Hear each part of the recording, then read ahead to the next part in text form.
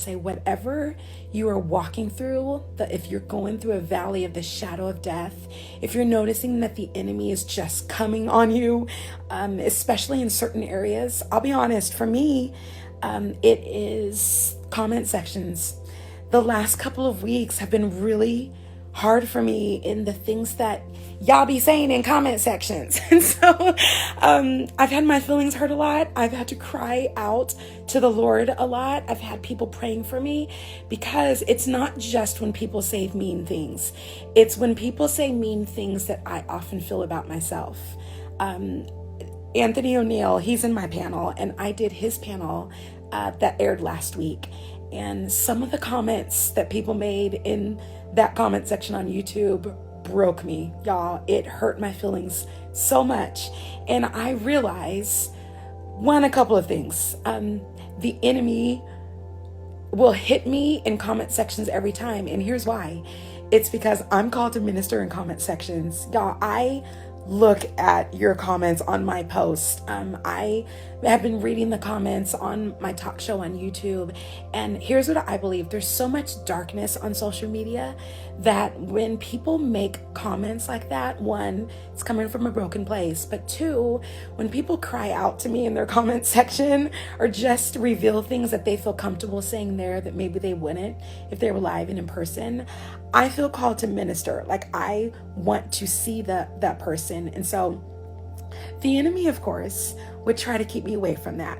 And so that's just an example of how he works. He sees where you are weak. He sees the areas that he knows to target. And he tries to resist you in those areas. But James 4:7 says, resist the enemy and submit to God. No, actually, it says submit to God. Then it says to resist the enemy. And so I just felt to get on here this morning and to encourage you, that area where it feels like the enemy is just going bam, bam, bam, bam, bam, like just trying to gnaw at you and make it a wound. I want you to submit to God. I want you to resist the enemy. And I want you to recognize that the enemy is coming for you because he's scared of something that you carry. In the same way that my friend Lacey, the enemy is coming so hard for her. She carries something and she's able to minister out of that place. So you do the same. What are some areas in your life where the enemy is just hitting you over and over and over again?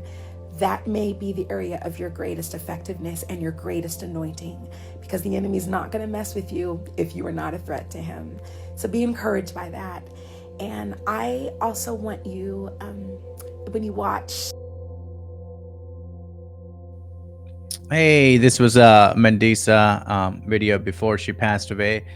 And the death of Mandisa's American Idol alumni does not appear suspicious, Franklin police says.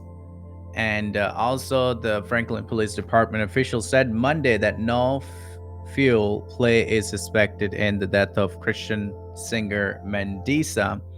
4 days after she was found dead in her home, Mandisa, a Grammy winner born in Citrus Heights, California, and Mandisa Lynn Hundley was 47 years old, and she is absolutely was a dynamic, prominent minister of the gospel.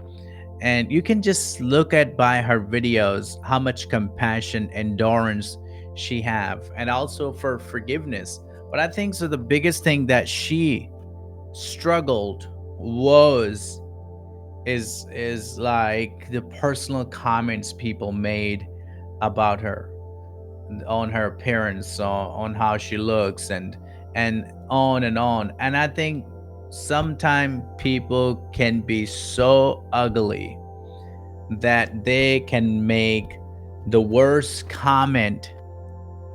And also, you don't have to take in considerations people's mental health, ladies and gentlemen. I mean, you want to be candid, not especially to make what she said. People made comments, especially what made her insecure about herself, and people just went on for it. And I think that's not very nice when people make the horrible comments that they shouldn't have.